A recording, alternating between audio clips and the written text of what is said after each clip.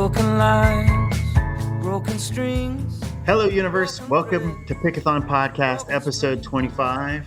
I'm your host, Zale Schoenborn, and this is a podcast about music, discovery, counterculture, whatever other little weird pockets of fascination we kind of jump into. Today my guest is the amazing Wayne Graham, who is from my home state, or essentially my home state of Kentucky, and lots of good connections there. And it's pretty awesome because when I really, I think way back to Kentucky, and it's kind of like, music and everything you get into that's worthwhile is kind of like based in some kind of community. And whether it's like a community you were adopted in, or like a community you kind of, create, the most worthwhile things in life come back to something that just involves feeling like it's impacting, yourself and other folks, and humanity is kind of moving forward. And like, Kentucky is famous for me, and like, it was always about community. Like, we didn't really have a lot of venues and stuff where I grew up in Northern Kentucky. And that life of like backyards and basements was like my whole like explanation of how we did social things. Like, we always hung out at friends' houses. We had these incredible house parties that were what we did. And we just didn't go out to, like, we didn't have a lot of venues. Like, when I moved out here in Portland and, started Pickathon, that was like, there's so many more venues out here. And it's just kind of a weird contrast. But, recently we've been talking about the farm and about the kind of conditional use permit, which essentially is Pickathon is at a farm right now and it has its own really interesting community. And we're going through a really seminal time with this community, which is, can Pickathon continue? Like, we have this weird thing. We're not permanently zoned there. We are kind of like getting a conditional use that says we can do this in a city on this land and run, one of the top music festivals in the country. And so it's weird to have to apply and do all this because it's, a lot of times it's fairgrounds and it's just kind of built in. We're not like that. We're in the heart of a kind of metro region of a major metro region on the Pendarvis Farm, which is a local neighborhood community are built around it. Like, there's a lot of people that live there for as long as the Pendarvises, since the 80s. We've been there since like 2006. And we started the festival in 99. And it's kind of terrifying because, in some ways you just want to, there's this whole thing like, if we were some like and I think back to kind of like the difference between my life. I worked for Intel and I've done these corporate things. Like, you have a product, and sometimes music festivals are totally corporate products. And a lot of times they are like, they're just like coming in, everybody, all the hard work of the permitting and stuff is done by someone else, or it's already built into some park, and you're coming in to blow it out and make tons of money. And I get it. And I think it's awesome.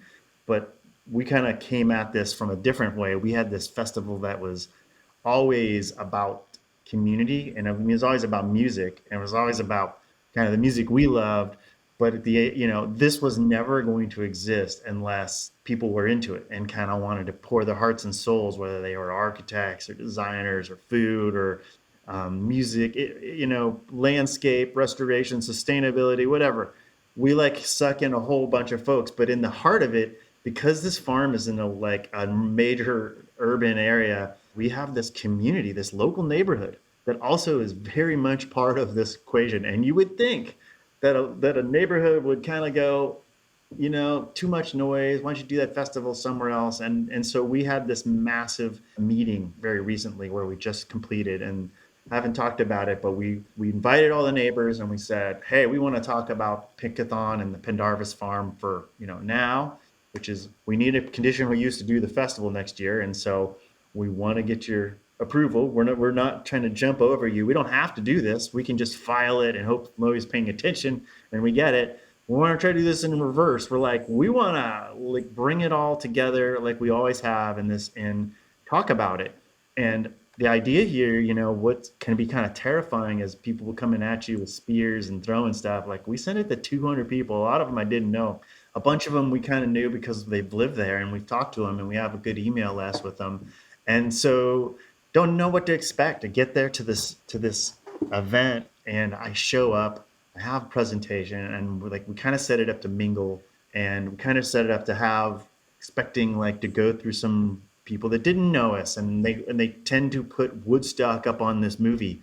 Oh my God, we're going to be overrun. Things are going to be crazy. And all these wild kids are going to go and tear apart my yard and set my trees on fire. And I don't want any of that. Here I come. I show up to this meeting totally expecting. And what I've learned is like, if you are transparent and if you trust your community, like you trust, like, okay, we're doing the right things. Pendarvis Farms have been so generous, like just been this amazing 100-acre, one of the largest nature tracts on the kind of buttes of Portland left that is private land. There's a ton of stuff that's kind of infilling, but there's not much. There's nothing really like Pendarvis Farm. It's kind of like the Red Rocks of Oregon, if you think of it in kind of big terms. And what do these neighbors care? Like I'm like talking about the future, and I'm talking about, all the things. How did we do this year? They loved it. How did you guys feel about, things for the future? Do you want us to try to preserve this farm? Because what we're thinking of, we got to kind of get Pickathon continuing. And then the whole vision is, what if this farm didn't become apartments and houses like it should be? It should be just like $1 bazillion worth of development. Screw this woods, man. These hills are coming down because you can't. You can build the biggest, giantest apartments, and there needs housing. Housing's needed here. So like there's a kind of rules that allow you to do anything you want. And I mean, there's steep slopes and there's a lot of things, but in the essence, it would just be houses and apartments. That's what it wants to be. That's what the market wants. So all of these people are coming. I'm terrified. I don't like conflict that much. It's just a personality thing of mine, but I'm totally inviting it. And the first and most of the questions is, what can we do? What can we help? We want this farm. We want Pickathon. We love Pickathon. It was awesome this year. You guys made a lot of changes, and we've always talked about making little changes. Never had anybody really parking or bogging my house. And yeah, we love the music, and you did a lot better on, all the little things that we try to do better on. And they loved that and appreciate that. And it kind of goes back to this whole thing of like, if you treat people with respect, whether they're the people performing or the people in the audience or the neighbors or your vendors or your staff, like people respond. And this is again like a huge life lesson. It's just like, don't run away, try to like make stuff happen, like have those conversations that are really hard and really meaningful in life, because if you don't, you basically invite the Woodstock worst case movie, and then everybody's just like, I don't know these people, that's a bunch of craziness. And so all of this conversation and all of this kind of like hard work, it's like relationships. I have an amazing relationship with my awesome wife, who we work really hard. And this is just another kind of example of the best things in life. The things that are meaningful are things that you trust to have these hard conversations. And instead of the expected kind of like knee-jerk thing, you would think like, oh, heck no, they wouldn't want a major festival. It's the exact opposite. The people that really know the farm, they don't want that farm to turn into houses. They love this festival. They organize their year around it. Some of them are like selling their driveway for parking spots. We love all of that. And we love to get, it was just super awesome. And so I just want to give a shout out to the neighbors and the community and just say, you guys really inspired me and made my life feel like a level of like trust in humanity that that I want to have. But you have to come at this like feeling like we also have to deal with the people that just don't want it. And so far I feel like we're moving in a really great direction. So is it done? Are we certain? No, but that's kind of my update on Pendarvis Farm and Pickathon 2024. So stay tuned. We'll be talking about it more on the podcast. And I have this community, as I said, it kind of backyards and starts way back in Kentucky. And so I actually have a lot of connections to this next band through friends, even going way back. So I want to bring in Wayne Graham. Doesn't make much sense if it's not about you. And though I try in vain just doesn't come through. Then I lay back in your arms and I hear you say, Hi, how you doing? Hello. Hi, doing great. For folks on the podcast, I have 3 of the 4 members of Wayne Graham. I have Kenny Miles. His brother Hayden Miles is not here. They are the 2 folks that started the band. And we have Jose Orada from Ashland and Lee Owen from Nashville, who now lives in Lexington. So bands from my home state are kind of special to me. And I came to you guys through a really good friend of mine. I know you guys know, or maybe Lee, you know him more. Greg Abernathy. Do you know Greg? Sure do. Absolutely. One of the best. Great One of guy. the best humans on the planet, right? Yep. No question. Yes. We met in. I love the cat coming into the picture here. So if you're looking at our clips, there's actually a cat in our and coming in, not from the side, from the top. So there's I don't know how that's happening, but it's pretty cool. I went to school and met Greg and in Lexington. That's where I went to school. And yeah, Greg has stayed. We stayed good friends ever since I've been there, and he's just been very kind of tapped into the local music scene there ever since. We were back then a little bit, but as I kind of started Pickathon and we started thinking about bands, he would always feed me bands. And this year for Pickathon, Greg was like, "Oh, you got to check out Wade Graham. This is the band I suggest." And I was like, "Again, you're right on the money." Last year it was S.G. Goodman. This year it's Wayne Graham. So big shout out to Greg. Thank you, Greg. And the other kind of connection with Greg and you guys is Kenny, you and your brother are from Whitesburg, right? Yes, right at the foot of Pine Mountain. Yeah. Which I know is near and dear to Greg's heart. Well, yeah, the Kentucky Natural Land Trust is something he started there, which is a cool program. But I mean, Whitesburg, tell me about set the scene. Where is Whitesburg and what's it like? Whitesburg is a beautiful town in the mountains. It was a really booming coal town off and on over the last century. And then in the periods of decline, there may be less beauty to see on the surface to the casual observer, but it remains a special, beautiful place with a lot of culture that dates back to like times when people had to occupy themselves between work days in an otherwise unelectrified house. Yeah. I mean, it's pretty small, like 2,000 people, right? Something like that. Yeah. Is it still, Yeah. Was it bigger at any time? Was it like a boom town at one time? Yeah. At the turn of the 20th century, it was a really booming town like when the mines first moved in. Mm-hmm. And because a lot of the mine operators or mine owners who came in and purchased land also purchased mineral rights from the people who lived on this land, it just sort of set up this cycle of extraction that sort of left parts of the land and definitely the economy, decimated. Yeah. But like I said, it's still been I'm really grateful to have grown up there and to be from there and to be able to go back there as often as possible. I think it's nice to live in a small place where it's easy to get away and get into nature and sort of just be awed by it. One of the cool things people may or may not know, maybe you take for granted, but, back in like 1969, Apple Shop was started there, right? Yeah. And folks that don't know what that is, it's kind of an incredible, like homespun, was like focused on film and Appalachian culture, right? But it's so much more than just film, right? Over the years, what do you know? What could you tell us about it, Kenny? What is that? What was? Yeah, they have a few different branches. They have the Roadside Theater, which is sort of a grassroots theater production company that gathers community members who are interested in write plays and write songs to create musical theater shows from time to time. They have a community radio station, which is WMMT, Mountain Community Radio.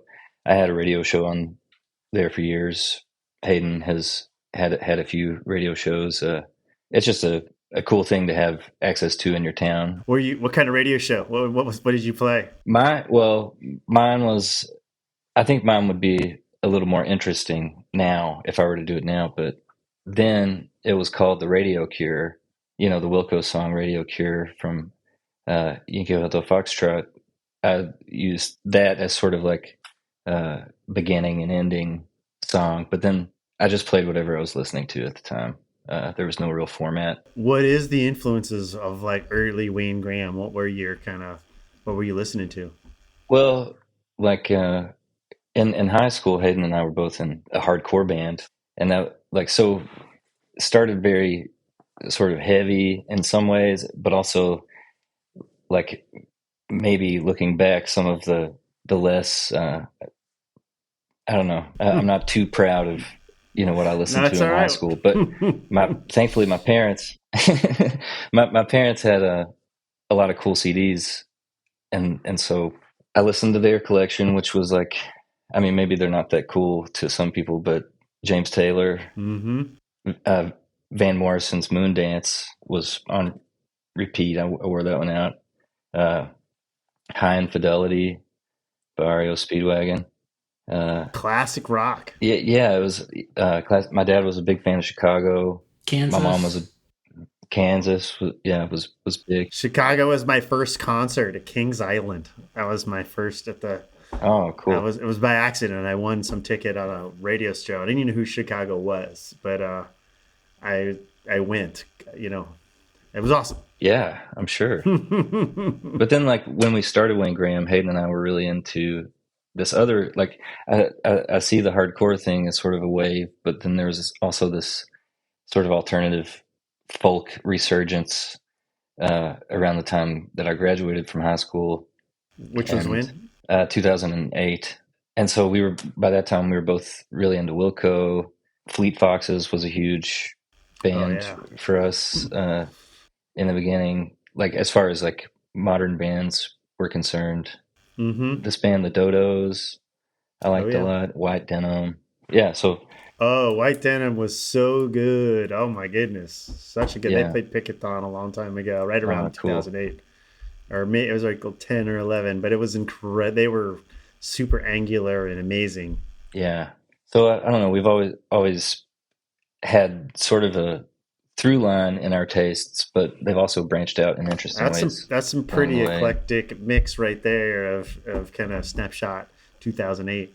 Yeah. Well, hardcore bands usually have awesome names. You got to have what's some of the names, or like, come on now. Our band was called Thusia, which I think is Greek for sacrifice.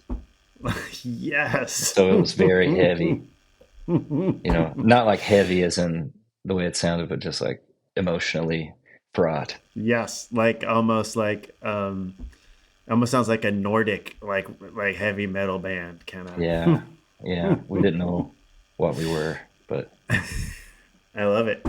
I mean, was in Whitesburg, was there kind of like a hardcore scene? That's why it happened, because that was one of the only things that kids our age were into. Really? So we had a huge friend group in school that was like, there were all of these hardcore bands. People were in each other's bands, but then also there were these, dramas that unfolded between bands and on MySpace, and it was just it was MySpace. It was a better thing to be distracted by than we could have gotten ourselves into, I think. Yeah. Was it in like backyards and basements, kind of like shows kind of thing? Lots of community centers and backyards. There was this one place called the Garage that was the most hands-off sort of place we could do a show, and it was just a storage facility for a flea market. And we did it there, and then because we were also a pretty conservative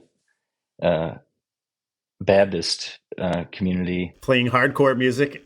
Yeah, parents would come to the shows, just to see what was going on, and I really commend them for not shutting it down, because they had never seen it before. They'd never seen slam dancing or anything, and it's not like anything crazy was happening, but it could have been a Footloose situation, and they called the cops, but Like, these aren't didn't. like sanctioned venues where you're paying money for the venue, you're just showing up, right, and doing something. Right, and we're all underage, and so but most of us behaved ourselves, I think, and we're there for the right reasons, whatever those were. Yeah.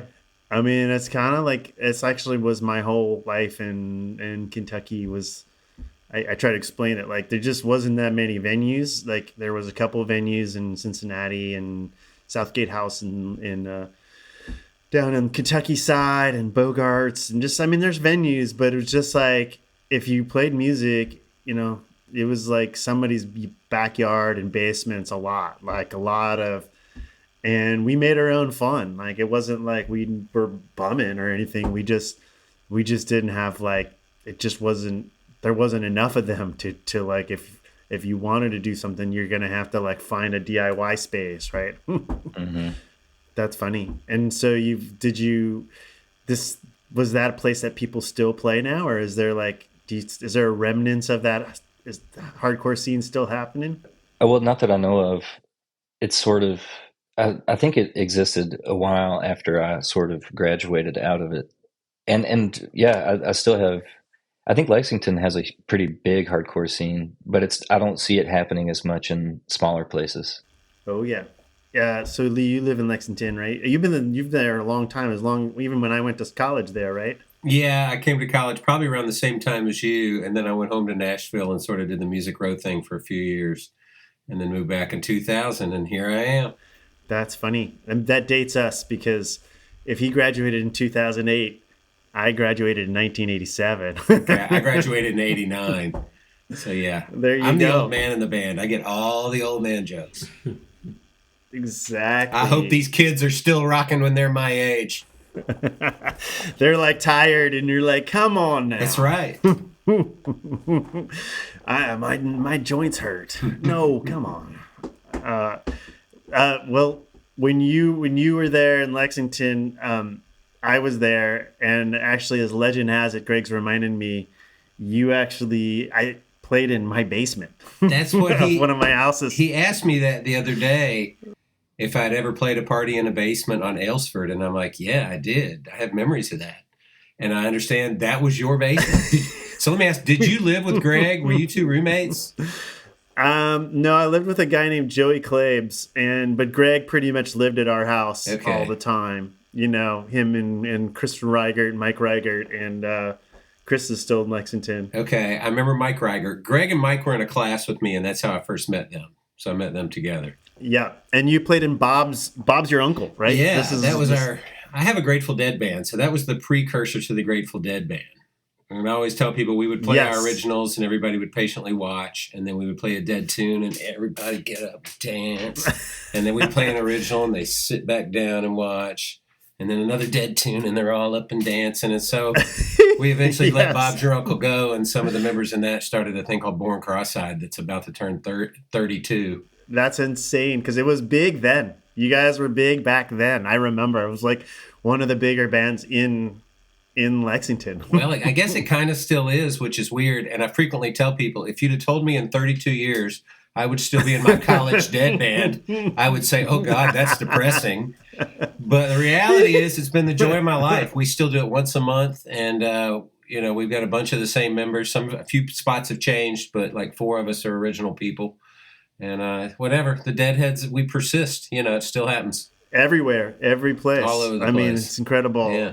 It's, there's, I mean, you see it in every form. We had multiple bands kind of like bringing them their own version of it this last year. It was really cool. That place on Aylesford, we just to set the scene was like just a house that a friend of mine had, and we didn't know what we were doing. So I remember you guys probably brought your own sound system and set everything up. It was like a dank basement that often got populated when the bars closed down, right? Yeah, like very low ceiling, as I remember. Is that very correct? low. Very low. Like you might bump your head. Yes. Yeah. Yes. And we would have just played out of amps, and I think been mostly instrumental. Yep. We had some sort of psychedelic inspiration and we're just jamming things. So it was awesome. It was like one of my first producer days. It was actually that might have been the first show I ever really, and my roommates never really understood exactly the kind of mess we would make out of that. So they were never super happy. They wake up the next morning and like, I'm not cleaning up your mess, Zale. No, you can clean. I was like, but we all had fun. Let's just do it together. I probably called Greg and said, hey, let's go get lunch. And you show up. Hey, Fush, let's clean up this house. What do you think? Yeah, okay, let's do it. At least you cleaned up. I think the kids just sort of leave it all in the yard these days, Campus is, you know how it is. Yeah, I mean those are awesome days. And so, how did you, Lee, hook up with the Kenny and Hayden? Well, I'd gone through a breakup and I was going out to a bar and they were a trio and all of Kenny's songs were talking to me about my relationship. I was just feeling it, And I went up and talked to him afterwards and I tried to buy an album and he was sold out. So he gave me some matches and a koozie. And we had a quick chat and whatever. But I didn't really tell him I was a musician. I think our friend Byron Roberts told him afterwards. And they scoped me out online. And I got this phone call like 2 weeks later going, hey, man, we've been checking you out online. We got this recommendation. Would you be interested in maybe trying out? And I'm thinking, this is that band that all the dudes' songs were like talking to me about my breakup. Totally want to be in this band. So Kenny came over one night and we sat on the couch and played acoustics. And I don't know, I guess I passed the test. Here I am. How long ago was that? That was 6 years ago in November, Wow. And is that the Green Lantern? Which bar in Lexington? That was the Green Lantern. That's exactly right. And they were on the bill with John R. Miller. So I met John R. Miller that night. I got introduced to him and I got introduced to Kenny. And I feel like there were other people on the bill, but I don't really remember who. Incredible. Nice bill. Big night. My friend Mike Sullivan bartends there. I know the Sullivans. All three of them. Oh, I don't know the other Sullivans. Who are the other wow. Well, so when I was in high school, I had a friend that dated Chris Sullivan, his brother. And we went and partied at his house. I do remember Chris. When he was in high school, he had his own apartment because he was at Belmont in Nashville. And he lived with Otto Helmuth. Otto's a local musician, local recording guy. And so I sort of encountered them in high school, but didn't meet him one night. And then a couple years later, I come to the University of Kentucky, and I'm at a keg party on Woodland Avenue, and I start talking to this dude, and it's Chris Sullivan, and I'm like, I know you. Anyway, maybe a year after that, I moved into a duplex, and on one side was Chris and the oldest brother, Tim, and then Mike, of course, would come by a lot, and he's been a bartender at Green Lantern forever and all over town. I guess he worked at the Dame for a long time. But anyway, there's three Sullivans, and they're all awesome people. I haven't seen Tim in many years, but Chris is a local musician, and I see him all the time. And Mike's, I haven't seen his face in a while, but I don't go to bars much anymore. But love the Sullivan brothers, Lexington legends they are. They are, and he's been a faithful to Pickathon for many, many years. I think hasn't come back since COVID, but I expect he will be back and with bells on. He's actually one of our biggest discoveries ever. Comes from Mike Sullivan at the Green. Awesome. I think the Green Lantern. Sunday Valley. Oh yeah, Sturgill Simpson's early band. Do you remember this? Oh, absolutely. I know those guys, and I recorded them once in the Kentucky Theater. And now, of course, the hard drive failed, and I wish I had that multi-track because it was right before we went to Nashville. And it's like, man, I wish I said. I remember they went through the same song like 5 times in sound check and just kept checking it. I would love to have the audio off of that broken hard drive. Anyway, the drummer of that, Eddie, works at the local club here, the Burl. We see Eddie all the time, and the bassist I've seen play a lot. Who is the bassist in that band? I don't really know him. I think his name was Curtis, but I don't know him. Don't quote me on that, and I don't really know him. I think toward the end of Sunday Valley, I think Kevin Black was already playing bass. Is that right? But I don't know who the original bass player was. I can't remember. When they came, so Mike tells me Sunday Valley. I put on that record, and I'm like, whoa, who is this? It's always the singing for me. So, when I hear, it's always voice. Many people can play and write, and it's just, you have to have the voice play and write. Yeah, he's got the voice. There's no question. Oh, it was incredible. So that was that was Mike Sullivan. Big shout out there. Thanks, Mike.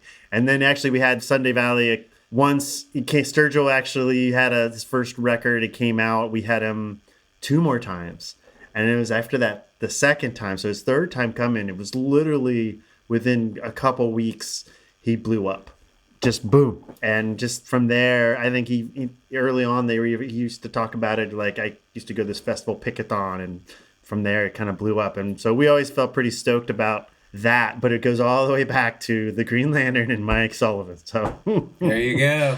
That's cool. Jose, how's your intersection with Wayne Graham? Well, I guess Lee, it would be through Lee, who I've known for what feels like an eternity now, but not quite as long as you guys have known each other. I was playing a gig with Jesse Wells, who's plays fiddle with Tyler Childers, and oh wow, he brought me to Lexington, and they were about to play another gig, so they didn't have a bass player, so I joined them for that. I guess that sort of put me on the radar for being in this band, but another mutual friend recommended that they needed somebody to sub a bunch of gigs, so somebody recommended me, and the rest is history. That's awesome. And Kenny, did you have your eye on you needed these other pieces? What were you thinking? Well, it was a practical need in the moment to have someone to fill some dates, but also I had known about Jose for a long time and heard a lot of good things about him and knew that he was studied and just knew his stuff, but was also a good hang. Whenever he came up in conversation, people were just like, I love Jose. He's the funniest guy in the band. No question. Yeah. So it was a pleasure to rehearse with him the first time, but then the first gig was a breeze. And then we sort of just were like, this feels really good and really easy. Let's just keep going in this direction. Yeah, I felt the same way. That's awesome. And did Wayne Graham start as a 4-piece? Way back in 2010, you had your first record? No, not really. I went to a 32-week recording school program in Lexington when I graduated high school, because that was really the only thing I was interested in. I think I was too intimidated to move away. Mm-hmm. I think growing up in the mountains was really good in that it forced me to find other ways to occupy my time. And the same was true with my friends. And some of those friends, I think, had an easier time maneuvering to living in a more populated place, but it always really freaked me out. So it allowed me to put my foot in the city and just come to Lexington a few days a week and learn how to record better. Mm-hmm. And then right after that, my parents finished out part of their basement and I got some recording gear. And so the first Wayne Graham record was really we can finally do this ourselves. What can we do with that? And ever since then, it's been the same process. It's sort of been the way that Hayden and I hang out. Mm-hmm. I think we work through different things we're each going through together, sometimes whether it's pointed or not, or whether it's said in a song. I think the feelings that come up within a song can speak to a lot of different feelings that we move through, on a daily or weekly basis. So it's just been a good exercise, I think, as brothers to come together and try to make things and make things that feel like they're getting at that itch for us. Yeah. So yeah, that was how it started. And then we sort of found people to be able to play the songs live. And so we've gone through a lot of members. We were a 5-piece band for a time. And then as people grew up and got into serious relationships and things like that, we just dwindled down to a 2-piece for a while. We did our first few European tours as a 2-piece, and then played with a few people filling out the band in Germany for a few shows. What years were these? What years was this? That was 2016. 17, I think. Yeah, and you already had 3 records by then. Yeah. Mexico was the first record we released in Europe. So that was the first time we toured over there. That came out in 2016. Yeah. And you pulled that off as a duo, or Well, you actually? Yeah, I don't pretty wild. know if you could say we pulled it off, but like it went over much better than we expected it to over there, and probably better than it would have in the States. Yeah. And it also allowed us to learn how to tour, sort of. Like, we had never had the opportunity to do that here, so we were thrown into like 20 or 25 days at a time. And did you figure that out yourselves? I mean, because it's totally different to kind of tour living in Whitesburg, right? Than like, even if you were in Lexington or Nashville or somewhere where there's a system, like there's people that are gonna like, oh, that's good, let me manage you, let me book you. Yeah. If we hadn't had Hannah in Dresden, our booking agent and tour manager, we would have been totally lost. And then on this side, even really booking the flights to get to Europe, my wife, who was my girlfriend at the time, was super helpful in that department. So yeah, we've had to lean on our community very heavily at times. It's pretty wild. Your booking agents in Germany, like somebody that discovered you through the internet, right? Somehow. Well, we played a show in Louisville with this band called the Gentle Lurch, and we were a duo at the time. And it turned out that the lead singer of that band had a small label in Dresden, and he offered to put out our next record. So Hayden and I were finishing Mexico at the time. I think we spent another month or 2 on it and sent it to him, and he put it out. And Hannah worked for him. She was interning under him at the label at the time, and so yeah, it all worked out really well. I mean, yeah, kind of trying to navigate the music business, create a career from like a tiny town is totally like swimming up a river, right? The canoe, like a fast river with a paddle, trying to get somewhere. Yeah. You are disconnected, and it's strange because with the internet, like, we tend to feel very connected to the outside world, to like more populated places. But then when we get there, it looks different than it looks on TV or whatever. But also, like, yes, as soon as we speak, it says something about us that we can't really hide. Those Kentucky boys. Yeah. So yeah, it can be hard at times, but I think we had a really good support system to help through the process. I mean, so I'm curious then, it's kind of a word of mouth thing, right? When you kind of took the path you took, I'm guessing you grew from people coming to your shows, people seeing you. And I'm sure when you formed your new, with Lee and Jose, you guys probably really kind of got that critical mass. And now you're building a community, right? Of folks that are kind of like, you got to go see this band, and it leads to more community. But it's kind of not for the weak of heart, right? It's not like the instant you're in LA and right.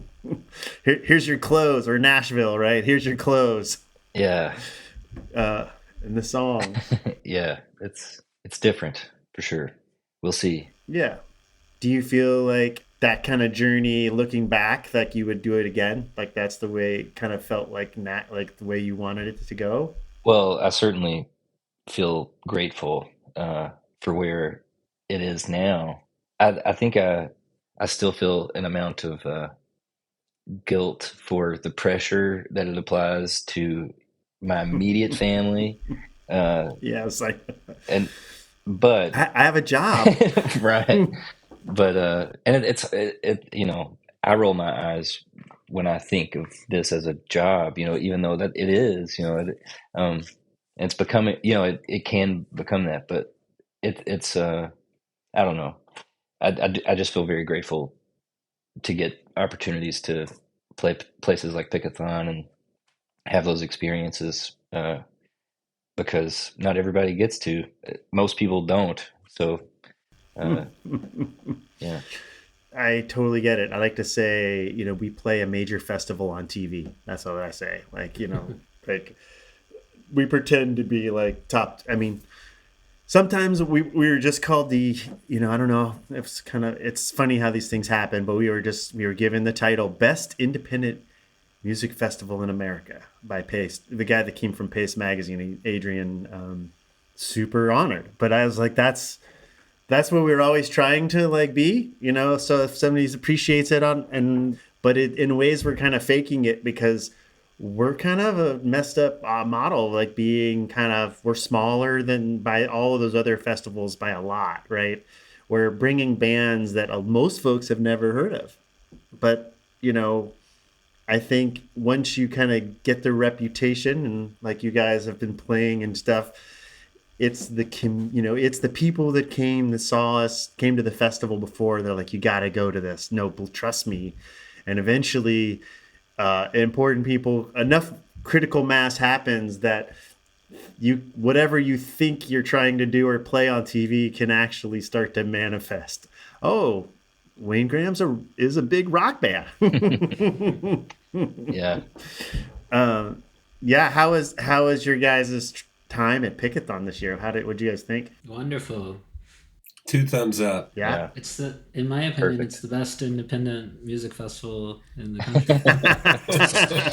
country. Oh, you heard that. That's nice. Yeah. I mean, yeah, it's funny. I feel like it's my version of bringing, in a lot of ways, Kentucky here, because we're just like, I've never thought like making a festival people actually like isn't that complicated. It's just like, it is complicated. I will back up there, but the ideas, not too many, like cool places to play, built in nature, nature is cool. And I mean, was it different than other festivals you guys have played before? Completely. Yeah, absolutely. The zero waste stuff is amazing. I mean, I haven't been places to do that. That's a huge accomplishment in itself. Yeah. It's so easy. Like, just so freaking easy. And, like I tell festivals, it just pays for itself. You get people buy a cup and they just haul it around. Yeah. And then you just fill it up when you need it. You need free water, but I don't know. I don't get it. I don't like, we're like, some people like try to hire us. I'm like, well, it's not. I mean, the dishes are more complicated, but even that's not that complicated. You could do this at Coachella. And I know eventually one of them will do it and they'll be like, oh, look, we're the first festival. And I was like, okay, great. But it's just sad to have that much plastic, when everyone leaves in the end of the night and you just like look at the field and it looks like a blast zone and you're just like, oh my God, what happened here? This is bad. This is bad. I was a part of a festival here in Kentucky for years, and Greg Abernathy would tell us about this and try to get us on board with doing the zero waste. And it never took off and it was never embraced. And now that I go see it, I'm like, oh man, we screwed up for 20 years. We should have been doing this, And so anyway, and that's just one of the many, many, many things your festival gets right. It was cool to be a part of it. It's cool. You guys made a huge impression here. It was really a big deal. I mean, and it's funny. I was just recently kind of tuning back into Lexington festivals. There's some giant festivals happening there now. Holy cow! What was that one that just happened? Bourbon and what? Bourbon and Beyond. Holy moly! Mm-hmm. That's a big one. Right, and there's a giant one at Keeneland too, or something. Was there? Yeah, Railbird, which moved from Keeneland to the Red Mile, but based around the horse track. And it was huge. They had that Forecastle in Louisville, which is also huge. And so, Are those independent? Or are they? Forecastle started as independent and they got sold to the MTV people. I heard that years ago. Yeah. I really don't know. I shouldn't probably talk, but it was bought by a big Nation corporation. Or AEG. Mm-hmm. Yeah, Mm-hmm. AEG or whoever. Railbird is, right? Railbird, I think, was bought too, but it started as, David Helmers, I think, started it. I probably shouldn't talk on that. I don't really know the details, but I think it was the idea of someone local and then how he got others involved and grew it to the level it is. I'm not really sure, but they've gotten huge. Yeah. And Bourbon, is that one local? Is that one, that seems so big that it would be. It's in Louisville. I don't know anything about who's in charge of it, but it's huge. So I would imagine it's a large organization putting it on. It's hard to kind of like keep control. Like it's very tempting we need help, and help comes and with a big price tag. Mm-hmm. There are many festivals that start off small, and I think the same thing can be in like recording records, right? Like, oh, you need help recording a record. Here's some money. Now we own this, Good thing you went to school, Kenny, because you probably actually never had that problem, right? You're recording your own stuff. That was the biggest thing I wanted to avoid. Not to discount studios or anything. It's just I couldn't imagine feeling creatively free and feeling economic pressure at the same time, Yeah. So it's interesting because some of those big bands are like, that in those festivals, like it's, I know you guys are connected to, we mentioned SG, a lot of bands have had Pickathon, Bonnie Prince Billy, Will Oldham has been there. He came, I sent him the most random email one day, and it was like when we were really nobody. It was like one of our biggest breaks. And I wrote him this rambling letter about, I'm from Kentucky and you'd like this thing. And we're this. And then I mentioned some of the people playing, and he wrote back and he's like, I want to play. I want to see Michael Hurley, because Michael Hurley was one of the artists. And I was like, awesome. No one could believe that we were going to have, and this was like the kind of the glory years of like Will Oldham, in the Cairo gang. mm-hmm. Yeah. But beyond mind blowing at the time. So I think some of the folks were in Freakwater. I think it was a crossover from a lot of different, those musicians were playing in. We also had Freakwater back in 2005. Yeah. So it's like Kentucky has always been like a strong opponent, but Joan Shelley, that was another amazing band. I think Greg also turned us on way back when, although she was already huge in pop culture. Tyler, it's his moment right now. It's even hard to understand, like how much power that boy has, right? Like he played Pickathon on the day he had a #1 country record. That was the day that his record, his big record came out, before he put out an old time record, which I love. And Kenny, you guys have connected, and did you actually do some recording with him? Like how did you meet Tyler? Years ago, I think we had heard of each other through Dave and Teresa Prince for a year or so. Dave is Laid Back Country Picker. Teresa is the lead singer of Luna and the Mountain Jets. And Dave was one of Tyler's high school teachers. And Hayden and I played in a band with Dave, a honky tonk band. He's always played a B-bender, or at least since I've known him, that's sort of been his main thing. And we played in a honky tonk band together for a while. And then I met Tyler in Decatur, Georgia at Eddie's Attic. He had won the songwriting competition the year before, I think in 2012. And I made it to the finals in 2013. I was out after the first round, but he could tell before I played that I was nervous. We introduced ourselves to each other. And then he was like, I have an L8 in the car. Let me go get you one. Which is the national drink or the state drink, right? Of Kentucky, yeah. It's like ginger ale. Yep. So yeah, that was how we met. And then I recorded a Luna and the Mountain Jets record. Hayden and I played on that, and it was called Telling Stories. And then a few years later, we played the Huntington Music and Arts Festival. He was headlining. This is like right after I think he went on like one of his first like national runs. Like Jeff Cox, I think, was driving the bus at the time, and or the van. He was like, "You recorded the Telling Stories record for Luna?" And I said, "Yeah." And he was like, "That sounds really good." And then like years go by, we opened for him a few times here and there.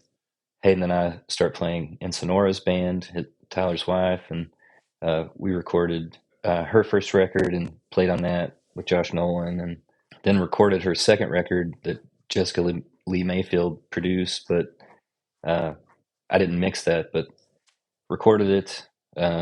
Each of those times, Tyler would come down and hang out for a day or so and ask me a couple of questions about what I thought about this idea he had of like mixing a live band with, or letting a DJ like mix a live band in some way.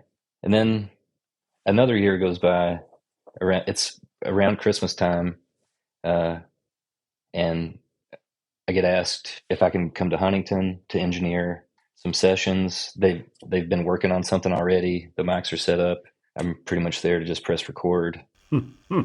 I go up and do that, and then the last day we're recording, he like seems like they do everything live in the room in James's studio. That's his guitarist and steel player, and it's a pretty small room. Tyler's doing his tracking his vocals live, standing right in front of the drummer. And so I did a rough mix the last day and think, wow, that was a really cool thing to be a part of. I'm so glad I got to see these songs get recorded. And which album was that? Which album? Can I Take My Hounds to Heaven?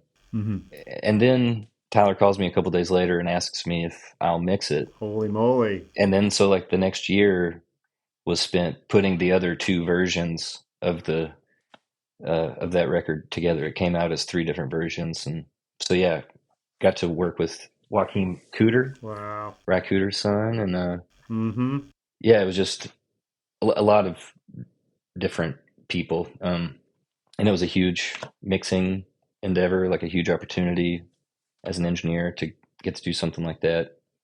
Hayden and I sang background on one of the songs. And which song? Two Coats. We recorded the overdubs to that. It's an instrumental song, but there's like an old regular Baptist call and response thing happening. And our friend John Haywood, who we mentioned last time we spoke, John Haywood from Appalachia, and he's from Whitesburg too, right? Yeah, I think he's from Floyd or Leslie County originally, but he's lived in Whitesburg for a long time now.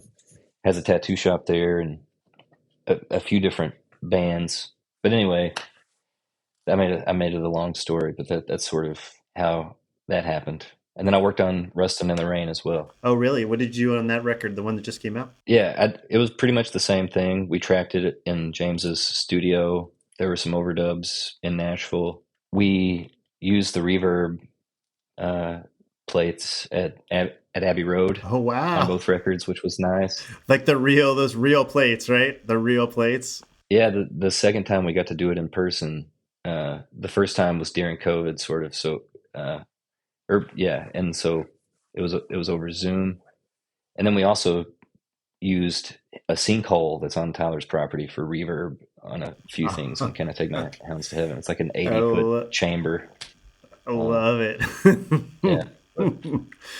The guy that does Gavin Persinger, who used to mix and sound for us forever, and then did the Galaxy Barn. He had all analog gear. One of the things he had in his house out in Beaverton, red carpet recording studio, was like those giant reverb plates, real analog. Everything he had was analog, tubes galore. Like the Galaxy Barn used to have speakers from the original Led Zeppelin tour. It was like these birch cabinets. You could stand in front of them and not get hurt, right? It was like the new ones will cut you in half, but these were like metal tweeters, and just everything was analog. But these reverb plates, I was like, I didn't understand. And he had some 3-inch tape decks. He was one of the only guys in Oregon that had them. So, and eventually, like, they were such sought after, he sold them all. But God bless that man. That guy, he's a legend in our world. So I can understand that. I can imagine going all the way to Abbey Road for those. They must be pretty special. They're really, really good plates, yeah. And we got to use the chamber too, because we were there. And the chamber, when you play a piano through that chamber, it sounds like Lady Madonna, crazy. Yeah, that's awesome. And so, but you didn't just mix. You guys, I guess, are friends and kind of tour. And I was kind of tracking you guys post playing the festival, and you recently got to go on a mini tour with him, right? you guys were at Red Rocks, right? Yeah, still hard to believe. Was that crazy? Completely crazy. I'll let one of these guys talk about it. I don't have words. What'd you think, Lee and Jose? It was amazing. Oh, it was epic. As cool as it gets. It is. It's such a vibey place. Second cool as it gets after Pickathon. That's right. Yes. I mean, we kind of like to, like, eventually, if we ever build something permanent, which is like a whole mega saga, we'll probably be in this thing, whether we can survive. I always said, let's build the Red Rocks of Oregon. Let's do it. Let's build something because it is kind of a national treasure, that place. And I always think that even though it's the actual 100 acres of that Pendarvis Farm is like a national treasure here in Oregon, and it should turn into apartments and houses, but the farm owners and us were fighting like hell, and we're just out the city today. It's like, I think there's like a really strong desire for it not to be that. So one thing about Red Rocks is it was really cool, but it seemed like it was over really quickly. And at Pickathon, it was really nice that we would play one day and then we would just get to hang out for a couple of days and watch music, and then we had our other set on Sunday or whatever. So it sort of made the experience last a lot longer. Yeah, totally. Like you're in it. Your only agenda is to eat and go see bands that you want to see, right? Like that totally changes your outlook versus kind of like, oh God, we got to leave the hotel. Let's go. Got to get there, set up, go, done. Back to the hotel. I get it. Like we always wanted Pickathon to kind of be this reason we kind of made that multiple days is like, yeah, that immersion kind of is what sticks with you, right? And you guys were amazing. I loved your most recent record, Ish. And actually, what is it? Why is it called Ish, Kenny? What is Ish? We're not completely anything, We're just. Is that a description of your music styles, the band? Yeah, maybe and I don't know if it's non-committal or what, but it's like, I don't know. Yeah, I think we just want to leave it open-ended. To, when you label me, you negate me. Kierkegaard sort of thing. I like it. I mean, it's pretty apt name because of it's kind of basically a rock record but it's also, there's definitely alt country and there's definitely kind of like some psychedelic stuff happening in that. There's some shredding guitar there, Lee. That's playing the Dead all those years, of course. You're just playing 10% of your Dead on that. Very, very small bits. Yes. I love that song, Taking You In. It was kind of my anthem for last year. It's me.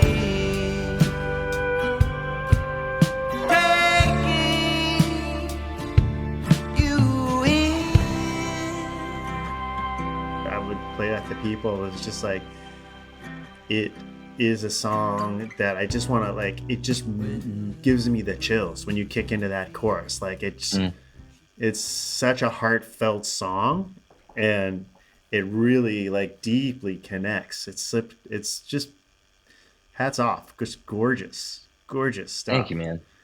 I appreciate that. And I love The Fall too. Like that song is like a sneaky song for like a lot of people. Like, where does this going? And then I just love the riff on that.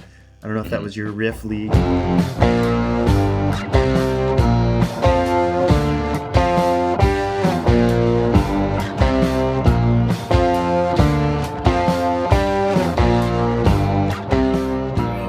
No? It's Kenny. That's Kenny. Okay. Most of the creativity is Kenny and Hayden because Jose and I are a few hours away. So really, most of the credit's got to go to the brothers. And Hayden's not here, so we're gonna heap it on Kenny.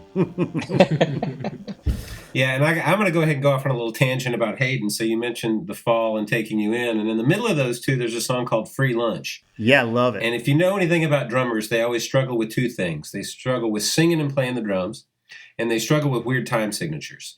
And on Free Lunch, Hayden plays in 7 and he sings. No. And it's just sort of mind-boggling. And if you're ever where we do it live and there's any drummers anywhere in the room, they're all sitting there like, It's sort of amazing. So that might be one of my favorite tracks, just for that reason, that it's my chance to sort of drop my jaw and watch old brother Hayden just bring the house down with it.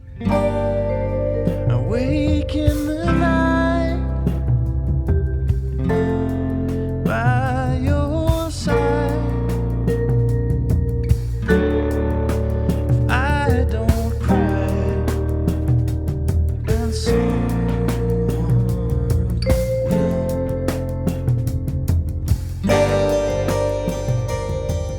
Yes, that I actually think any like drumming and singing just blows my mind. There's just too much going on. Yeah. Well, you guys, I should ask, like, what's the future? What's going on, Kenny? Are you working on something new? We are. Yeah. We've been working this year on some songs and some tour dates for next year are coming in that look promising. We're doing a few more shows with Tyler next year. Which is so awesome. Yeah. So hopefully going to release a record in late spring or summer. Having a really strong community, kind of trusting that good things happen. If you stick with your good people and people stick back with you, it's like a hallmark. It's a hallmark of good places. And where I grew up, I always felt like that was still like that when I go back to Kentucky. And I love Portland because it's kind of like that. It's weird subcultures, and you may think that something that you're doing is too abstract for people to get, but after a while, it kind of all of a sudden it makes sense. And I get it, man. I think it's really cool that you guys are starting to see that kind of word of mouth and the kind of community really taking you some cool places. And it's going to be exciting to watch what happens, because it takes a while to get here. Now you have to, now the fun starts. Well, thank you for saying that. And also thank you for being part of what brings us to more places. And, let's put this in front of more people. It makes a huge difference. We're honored, man. We're honored. And I think like that somehow it's all going to come back full circle, and it's going to be more for us and more for you. I'm just optimistic that way that just got to keep doing good stuff. Got to keep sticking with your people. Amen. Thank you for coming on. And with that, I'm going to say, hey, everyone, this has been this is the end of episode 25 of the Pickathon Podcast. Amazing to have this great conversation with my people from my home state, adopted state. I was born in D.C., technically. Moved to Kentucky when I was 6, but I grew up there till post-Lexington, so it's my home state. Thank you very much, guys. It's been an honor. Woo! Thank you. Had a great time. Appreciate you having us. Yes, and we'll see everyone next week. Tune in, episode 26, where we will tell you 40% of inflated stories again.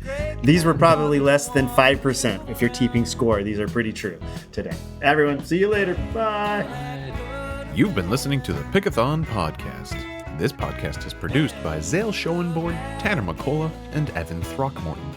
Our artwork is by Travis Bone, and additional support by Ryan Stiles. The music you heard in this episode was by our guest of honor, Wayne Graham.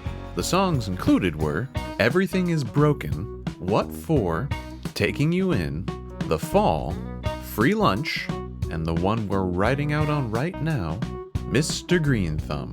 Be sure to check out our Pickathon Patreon, where we have exclusive interviews, content, and insights into the Pickathon world. Please remember to rate, review, and subscribe wherever you hear your podcasts. And tell a friend about where they can get on the Pickathon bandwagon. Thank you to the whole Pickathon family. And like Zale said, we'll catch you all next week.